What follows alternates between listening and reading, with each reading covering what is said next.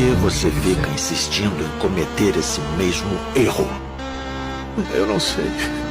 Que mentiroso, você sabe. É porque lá no fundo tem um pedacinho de você que ainda é humano. Não. Um pedacinho é.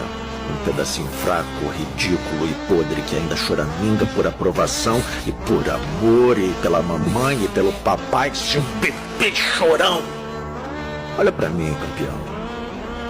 Olha pra mim. A gente vai cortar fora esse pedaço como um câncer. E aí, você vai finalmente poder ser quem você foi destinado a ser.